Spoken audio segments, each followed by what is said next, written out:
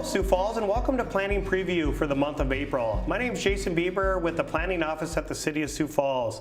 We're going to be discussing some items that will be on the April 6th Planning Commission meeting held at 6 o'clock at Carnegie Town Hall. And I'm excited to have today Kurt Johnson, our newly elected chairman of the Planning Commission, to kind of run through some of these items with us. So, thank you, Jason. Yeah, it's great to be here. I was looking over our items for today, and there's just quite a variety, so I'd like to, let's just dive right in. Sounds great. Our first one looks like we have a rezoning going from a single family to a traditional townhome. Why don't you tell us a little bit about this one? Yeah, so these are kind of some of those ones that we've done since Shape Places had kind of taken effect. Some of these properties that maybe were identified as single family, but they've been, converted houses or more than one unit for some time. So as we have done, maybe one every month or one every couple months, really just correcting that zoning to address the existing use, which is kind of a converted house with 2 units in it. So. Very good. So on this particular one, it talks about going from one type of a single family to a slightly different type. Yeah. Tell us a little bit about the difference in this particular example between those two. Yeah, so as part of Shape Places, one of the big things that we needed to address, and what it does address, is some of those core lots within the city of Sioux Falls. Some of the older lots that we have, they're less than 50 feet wide. So we really had to create a single family district that allowed maybe some less setbacks to really address some of the properties on these less than 50-foot wide lots. And this is an example of a traditional district that we're going to allow an existing structure to be there that maybe doesn't meet setbacks and lot sizes of properties maybe in the outskirts of the city. Very good. No, that's very helpful.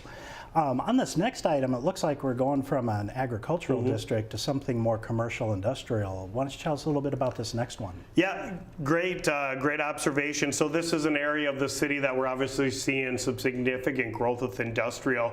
This is just south of I-90 and Marion Road, so would be just south of the new Amazon and Foundation Park up there. This property was just recently outside of city limits. They annexed it in, and now they're looking to construct some spec warehousing out there. Really similar to a lot of the things that we've seen in that area over the last 2-3 years. Oh, very good. Just speaking from a layman's point of view, I think a lot of folks can get apprehensive when they hear the word industrial. So when you think of light industrial as a particular zoning type or degree of zoning, tell us what items kind of qualify as a light industrial category there. Yep, so a lot of what we see, you've got some mini warehousing, some light warehousing, some contractor shops can go in there. But one thing that Shape Places does do is has some protections built in with some of that unscreened outdoor storage. We require a lot of screening, so a lot of that stuff that's sitting in the backyard you're no longer allowed to see from the right-of-way. So if you think of some good examples of light industrial, if you're going up North and Benson Road on 229, the ones off on the west side of the street, all of those are light industrial. They're kind of those contractor shops, but they're nice looking buildings that have landscaping and really their storage yard screened from public right-of-way. So. Oh, very good. Thank you for that.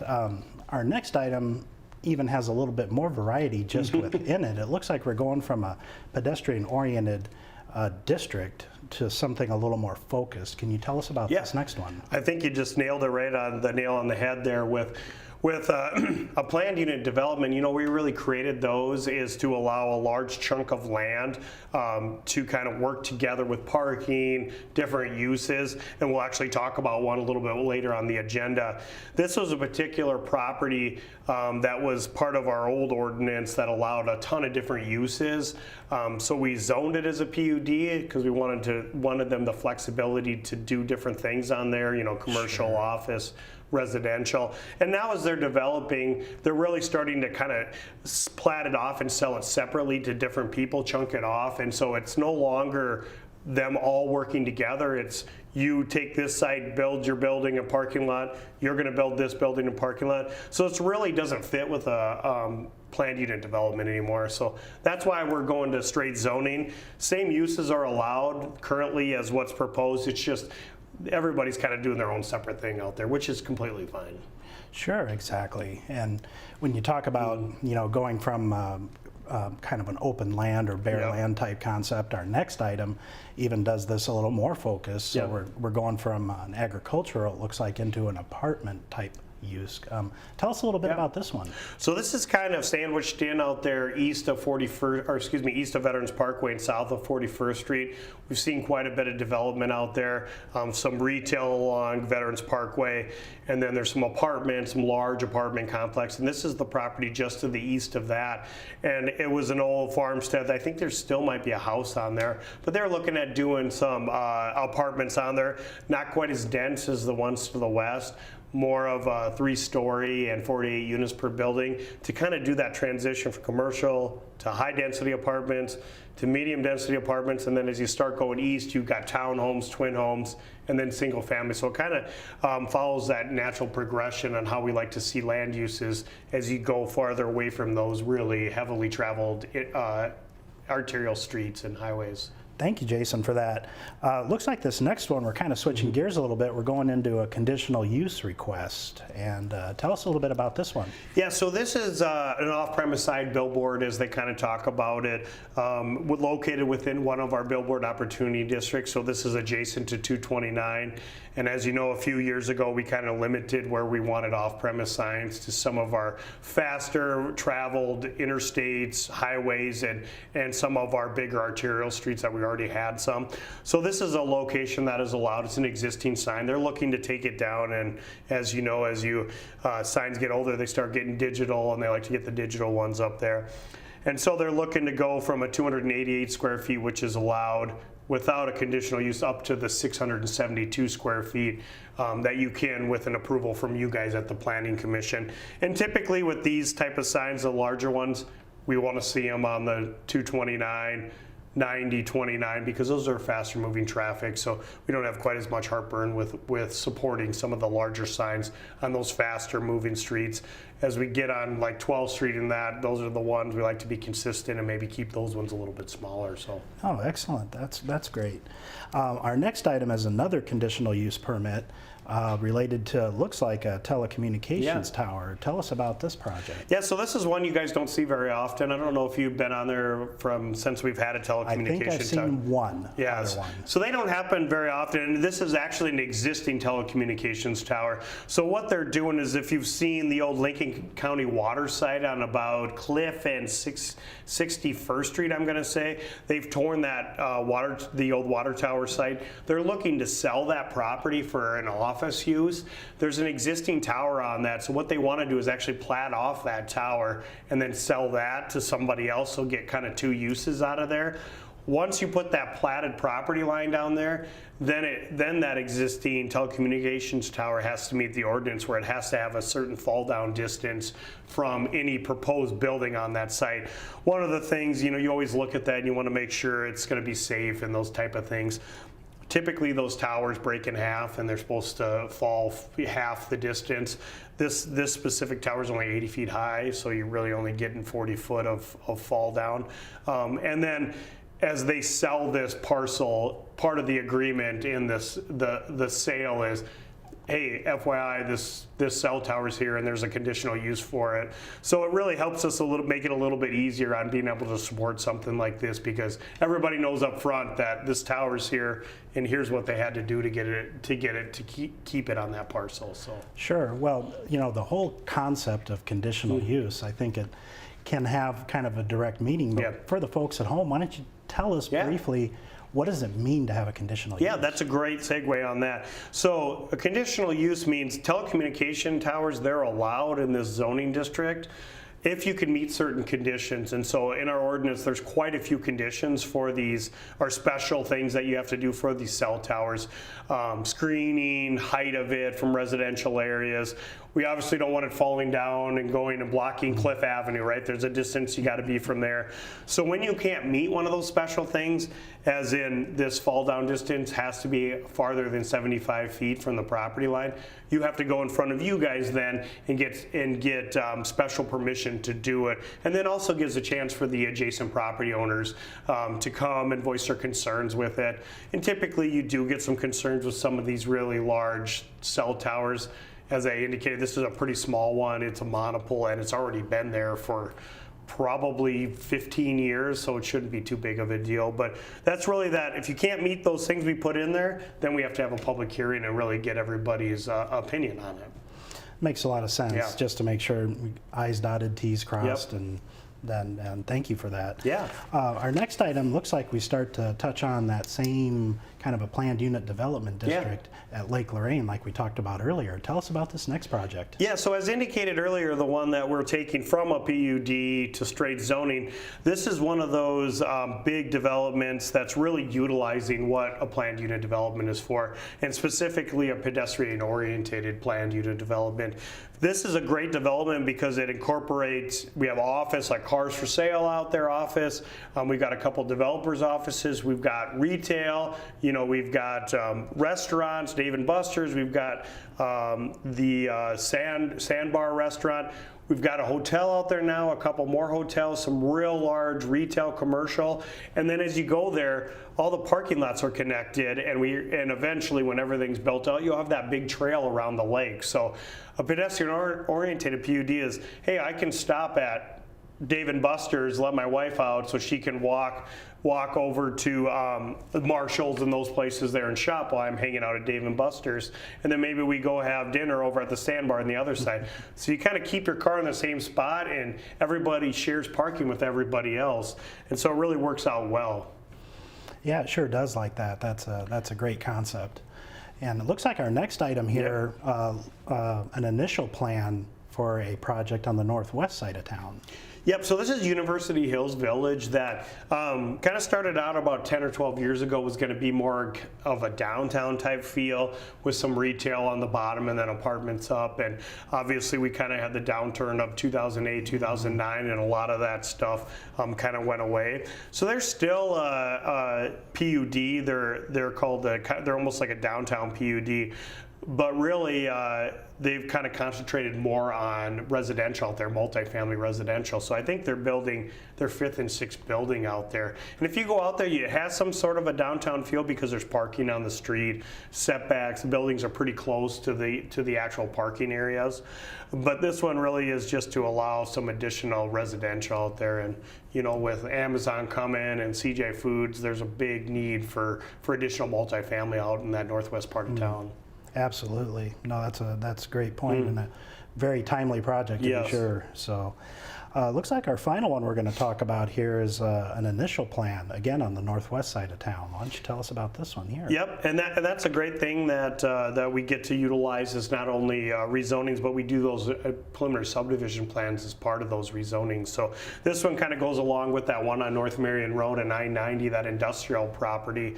And really this is going to give us an idea of where the street's going to come through and kind of the preliminary lot and block layout to not only give you guys, but also the citizens of Sioux Falls an idea of what's this going to look like, where are the access points onto Marion, and where are the access points into each specific parcel. So This does sound like an exciting project, Jason, so thank you for that. Yeah, it's going to be a great agenda. I'm excited for April 6th meeting, and you'll obviously get to be there with our rest of our planning commissioners. So thanks for joining me today, Kurt, to kind of go through these items for the residents of Sioux Falls. And Sioux Falls, please stay tuned. After the break, we've got our engineering program manager, Shannon Austin, coming on to talk about a lot of our road projects that we're going to be doing for 2022. A lot of exciting projects, especially the 41st Street project. She'll give us a little update on, so stay tuned.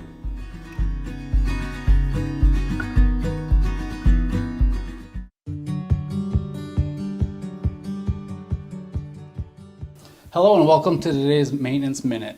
I'm Seth and I'm here with Bruce. We are housing specialists with the City of Sioux Falls, and we're here to talk to you about making your home more efficient. Well, Bruce, we're looking at a door here. What's a good way to make a door more efficient? Well, the best thing you can do is make sure that your weather strip is in good condition. Something that's fairly easy to do. Do some checking around the edges, see if, when your door is closed, if you can see daylight around the edges. More than likely you're going to need new weather stripping. And that's something that you can get at pretty much any hardware store. You can just pull the old stuff out. There's usually a sock cut around the edge where this can slip into. If it doesn't have that, they make some stuff that you can just put up against the door. There's some small screws that go in there, and like that you're done. Okay, and you could find that at any hardware store around town? Yep, absolutely. Okay. Well, thank you, Bruce. There you go, folks. That's another way to make your home more energy efficient. If you'd like to see if one of our city programs can help you out, call 367-8180 or check us out online at siouxfalls.org.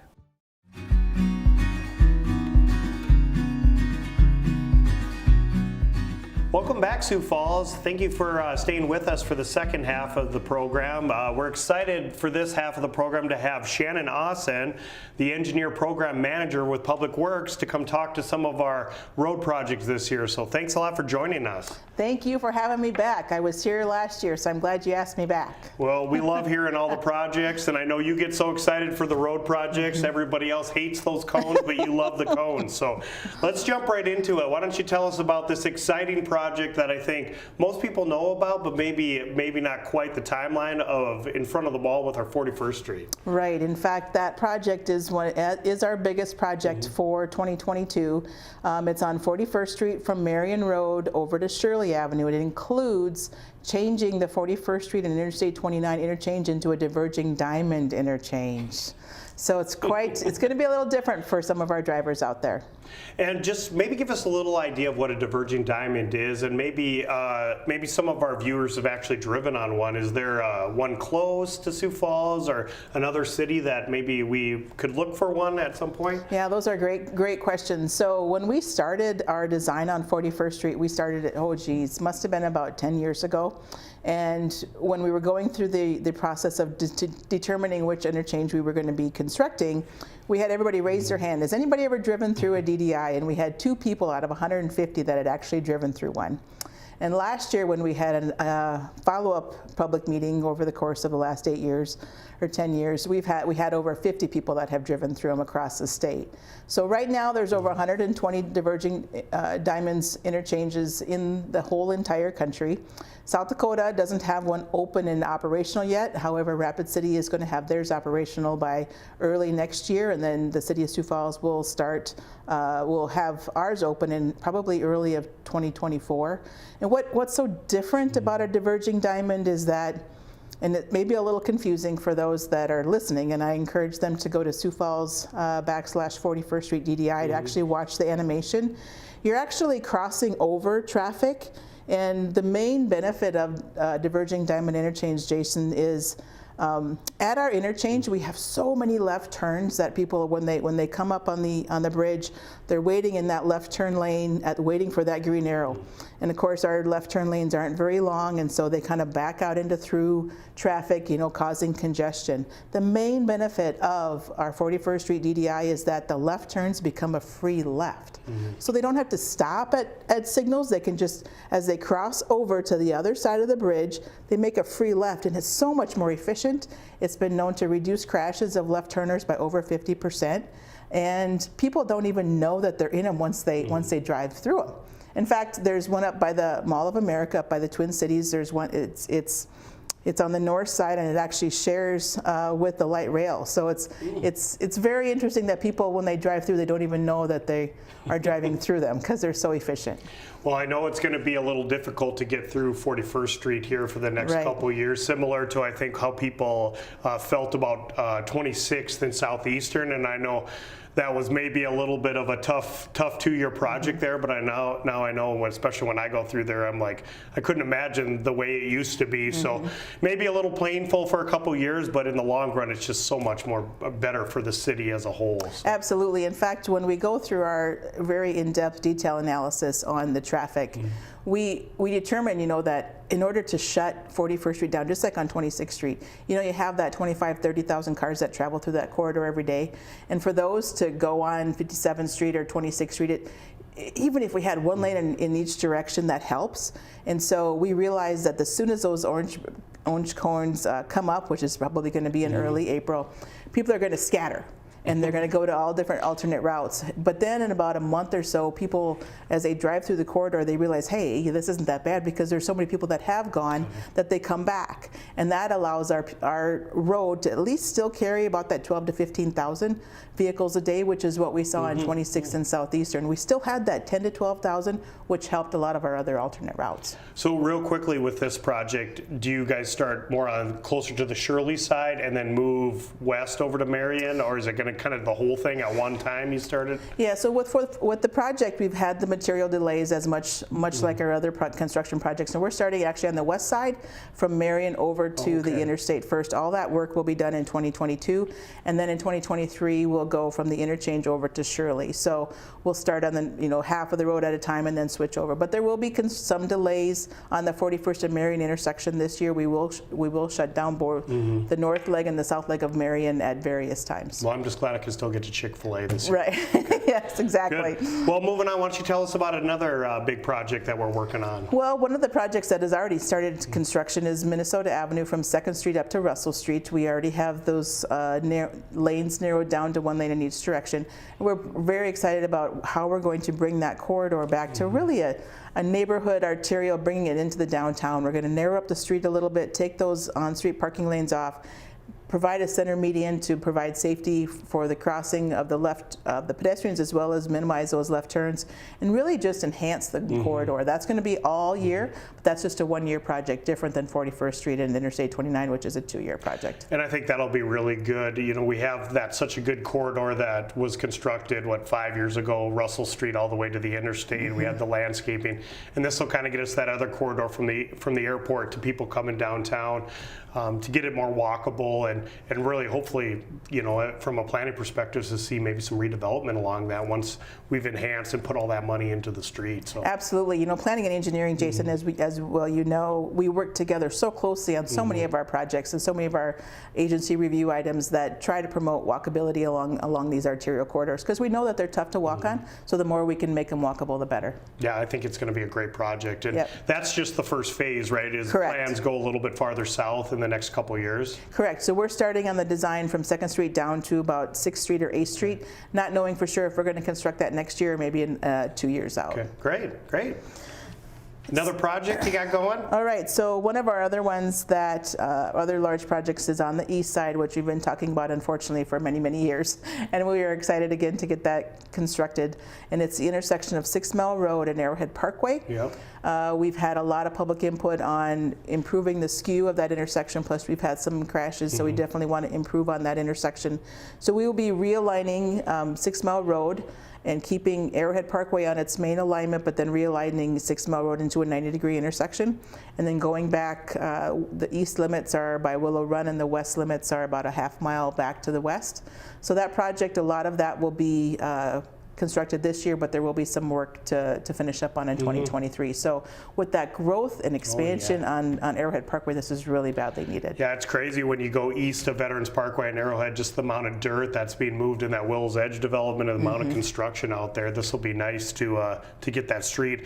And I think a lot of people maybe don't realize is the existing Arrowhead Parkway is actually going to stay and then kind of turn into a frontage road, and then you guys are actually putting the new street to the north of that. Absolutely. In fact, that was working with the property owners on the north side. That's how we try to balance the needs of the existing rural residentials that aren't annexed yet, and then enhancing the routes for the people that are annexed on the north side. So it's a tough balance on the north and south side, but we were able to have property owner cooperation to get that accomplished. Yeah, that'll be a great expansion. Yep. Getting that done. And then following up in a couple years, we'll come back. We needed to have the 6 Mile Road intersection realigned before we have the bigger project at Veterans Parkway and Arrowhead Parkway, which means that'll be another tough one for the east side, but that'll be a 2-year project, likely totally closed because we have to lower the grade and then rebuild in all different directions. But it will be pretty painful again, but that's why we did the 6 Mile Road realignment first. Is that intersection is going to get really big? Didn't you guys say maybe possibly 3 left-hand turns onto Veterans Parkway, which is going to throw a lot of people off when you're turning left and there's a car turning left on your left and your right also? Yeah, in fact, we're exploring ways to maybe ease people into it. But yes, it will be a very large intersection once we finally get all that east side development, that commercial development underway. Yeah, great. Any other large projects you can tell us about? Give us a little hint. On that east side also, there's the intersection of 41st Street and Sycamore Avenue. It's kind of a neighborhood arterial intersection, but Sycamore Avenue from 26th Street down to 57th Street's pretty bumpy right now, and so we're going to mill and overlay that, and then we're going to add some turn lanes at 41st Street and Sycamore. We grew on the east side with that intersection, so but it's now time to kind of add that full build out, and we're going to have a median on 41st Street to allow for those left turners to go a little bit further back from the intersection. So Yeah, I know I take that a little bit. My son plays basketball over there on the east side, and I know that does kind of back up a little bit at that intersection of 41st and Sycamore, and it seems like we need some additional lanes there, so that'll be a great project too. And you got to tell us a little bit, because I know you've been working on this for a very, very, very, very long time. So talk to us a little bit about Veterans Parkway, the Veterans next Parkway. extension that I know you guys were super excited about to be able to take control. But give us a little bit of insight into that specific So project. Veterans Parkway, as you mentioned, from Interstate 29 all the way to 57th Street is planned for the next 5 years. Our first segment to construct is between Western and Cliff Avenue, and that'll be bid in 2023. And so we are in the final stages of the final design. We're buying right away out there. Things are really moving nicely. We have a lot of excited property owners out there that are finally excited to see the corridor being built. And then each project is likely to take a couple years, so we will start on the next phase while the one is still under construction. So we'll start with the section from Cliff to Western, and then we'll hop over to Western to Interstate 29, and then we'll go back to the east side from Cliff to Sycamore in 2025, and then from Sycamore to 57th Street in 2026. So it'll be really a lot of moving dirt down there, certainly dusty, but we certainly appreciate this DOT willing to partner with us on getting that constructed. And I think that helps out a lot with you guys being able to know the property owners and maybe do a little bit better job of negotiating and getting that right away from them, because you have those relationships. Well, yeah, and anyway. we're right here, and it's Yeah. easy to just hop in the car and run out and talk with them. And I think it's some of those property owners also, they maybe think feels a little bit more real when the city is actually doing it, and the DOT, they've been working on it for a long time, and where are we going to get money and all that stuff. So I feel like people can kind of see this is actually going to happen, and it's a really exciting project, and I know a lot of people are excited for it. Yeah, absolutely. Is there any other projects you'd like to give us a little insight on? Or? Well, we certainly have, little ones here and there all over the city. We still have some to be bid yet, so until we bid them, I probably won't give you any information on them. So, but certainly want to remind our viewers and your viewers to go to siouxfalls.org on street construction page. We have weekly updates on all of our projects, and we do also on 41st Street and Interstate 29. We have a live camera, just like we had at 26 and Southeastern, so people can watch the construction as we go. And I think that's great, those pages that you guys update where you kind of has the project details and it talks about the phasing when things are going to be done is really great. Yeah. So, well, thanks again for joining us, Shannon. You gave us so much information on all these great projects that were coming. Like I said, I know how excited you get for construction season. You're probably only about 2 people in Sioux Falls that do, but you do get excited, and that's awesome. So thank you for joining us. And thank you, Sioux Falls, for tuning in to Planning Preview for the month of April. The Planning Commission this month is on April 6th, Wednesday at 6 o'clock at the Carnegie Town Hall. We do like to have everybody come out if you have any comments about any of the items you heard tonight. And we also do have general public input at the end of our meeting to come out and voice your opinions, concerns about any items related to planning. Thanks for joining us, and have a great day.